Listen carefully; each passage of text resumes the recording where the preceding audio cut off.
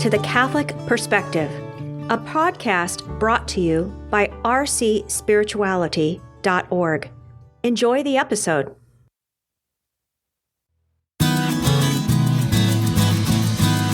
Some straight talk about the battle of prayer.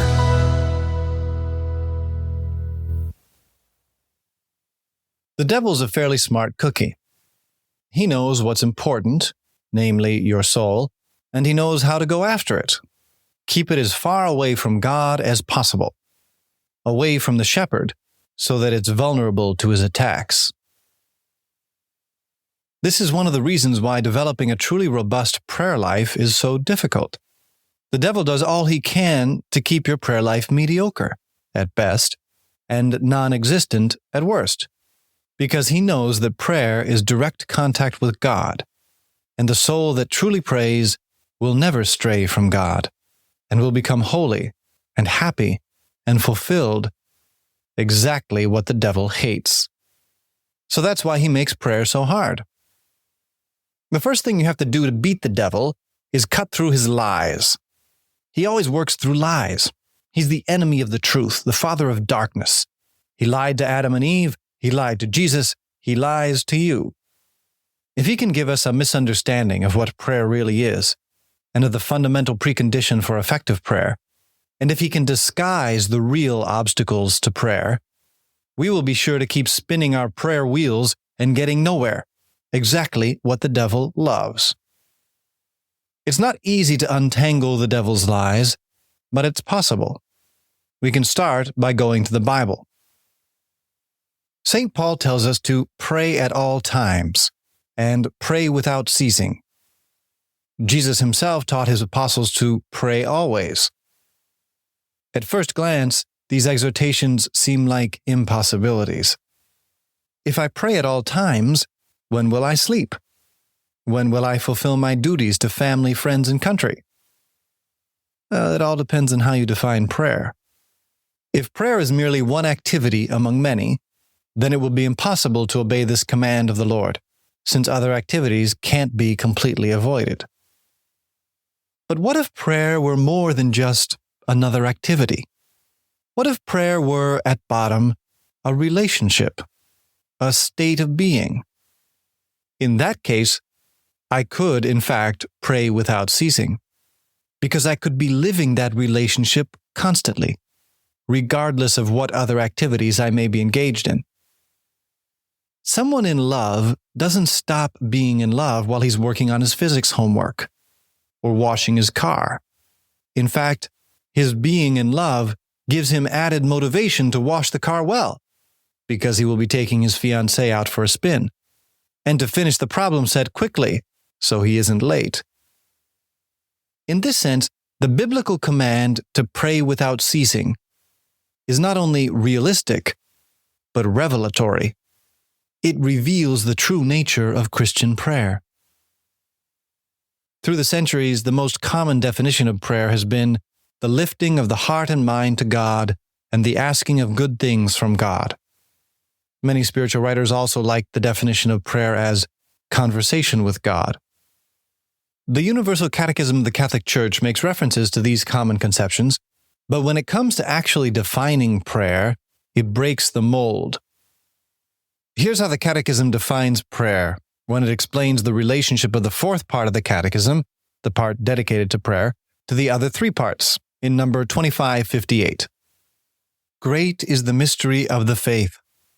This mystery then requires that the faithful believe in it, that they celebrate it, and that they live from it in a vital and personal relationship with the living and true God. This relationship is prayer. So prayer is more than just an activity, more than just a relaxation or centering technique. Christian prayer is a relationship, a vital and personal relationship with the living and true God. The average Christian's prayer life usually suffers considerably from not understanding that basic truth. Fundamentally, prayer does not equal saying prayers. It does not even equal setting aside time to be with God. Those constitute modes of prayer, expressions of prayer, but prayer itself is, above all, the personal friendship that each one of us has with God. It's an ongoing relationship. Think of breathing. We need to breathe in order to live. All the functions and activities of life depend on our continuing to breathe. Prayer is like breathing for the Christian soul.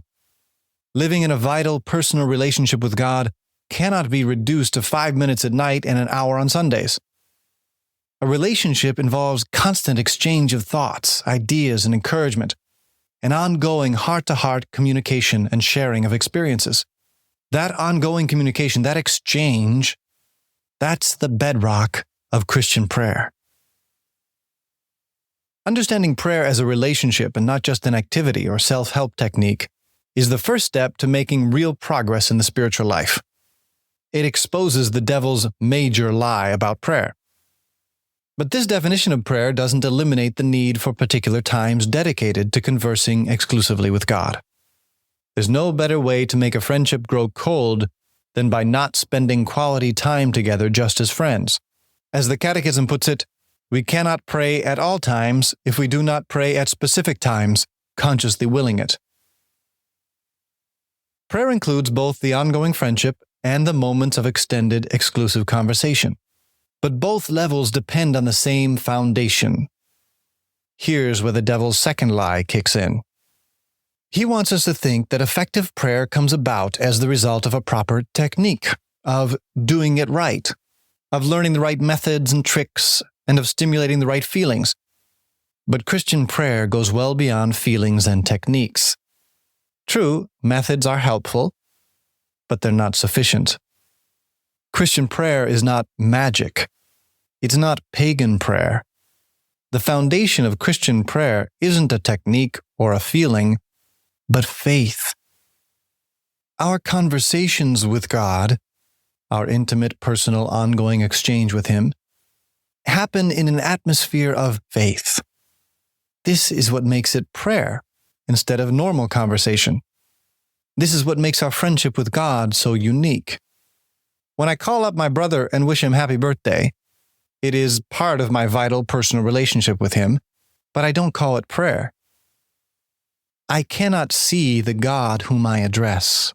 I cannot hear His voice in the same way that I can hear yours, at least not usually. In our interaction with God, we must walk by faith, not by sight, as St. Paul says in his second letter to the Corinthians. In heaven, we will no longer need faith to detect God's presence and hear His voice, but for now, we do. As St. Paul puts it in his first letter to the Corinthians, at present we see indistinctly, as in a mirror, but then in heaven, face to face. At present I know partially, then I shall know fully, as I am fully known. Growth in prayer, therefore, requires growth in faith.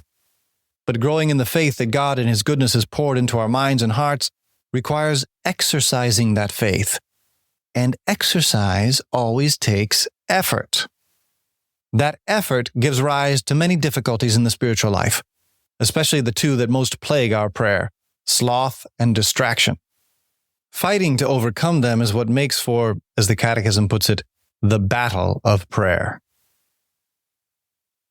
The first step to overcoming them is identifying them. That's where the devil's third lie comes in. He doesn't want us to call a spade a spade. Instead of saying sloth, he likes us to say, I'm just really busy. Instead of saying distractions, he likes us to focus on concocting the perfect environment for prayer, with all the right lighting, furniture, books, and feelings. To beat the devil, we have to face the facts. How does sloth work? How do distractions work?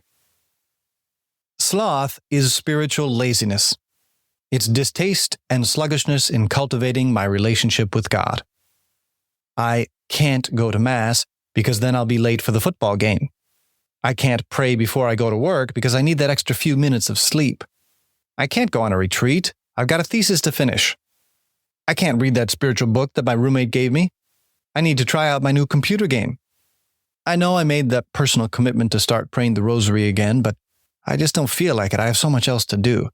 Anything but spend time attending to the most important thing, my vital and personal relationship with the living and true God, i.e., my life of prayer, that's sloth. If we successfully surmount sloth, we are soon buffeted by distractions. I go to Mass and sincerely want to worship God, but I can't take my eyes off that family in the front pew that's making such a ruckus. I pray the rosary every day, but halfway through I realize that I have no idea which decade I'm on, because I'm thinking about the paper I have to write on anti-terrorist measures in the former Soviet republics. I desperately try to spend some time every day in personal prayer, in Christian meditation, but I end up thinking about everything except God. Family worries, upcoming engagements, phone calls I have to make, interviews for summer jobs, they all violently claw at my attention as soon as I try to quiet my soul and attend to the Lord. Sometimes when I pray, I'm just bored. All this goes into obstacle number 2, distraction. Identifying the obstacles is the first step to overcoming them, but not the only step. You also have to understand why they are so persistent, why they're so strong. And that leads us back to the bedrock of prayer, faith. The weaker your faith, the stronger the obstacles. Think about it. If I believed with all my heart that, as the Church teaches, the Blessed Trinity itself is present in my soul, and that the very God who created me and created the entire universe and who holds every particle of it in existence at every moment, that this same God wishes to listen to me and speak with me and fill me with His grace whenever I turn my mind to Him, would it be so hard to repel distracting thoughts and images? The stronger my faith, the more easily I overcome sloth and distractions. Have you ever noticed how hard it is to be distracted when you watch a good movie? Effortlessly, you pay perfect attention to a complex story for 2 hours. Compare that with 10 minutes of personal prayer. What's the difference? Contact with God takes faith. It takes the effort of all my heart, soul, mind, and strength to align my fallen nature, which tends to seek fulfillment in the things of this earth, with the sublime truths that God has revealed to me through the teachings of the Church.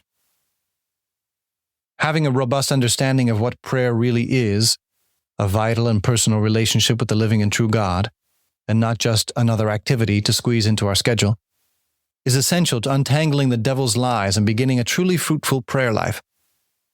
Knowing that faith is the foundation of that relationship, not feelings, not techniques, is equally essential, as is knowing the nature of the biggest obstacles to effective prayer, sloth and distraction, and knowing the reason they have such sway in our lives, weak faith. With this understanding, you are ready to roll up your sleeves and throw yourself into the battle and start working. Working hard, working intelligently on your prayer life, exercising your faith and minimizing the obstacles.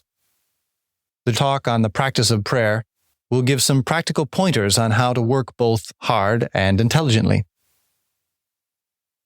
And that's some straight talk about the battle of prayer.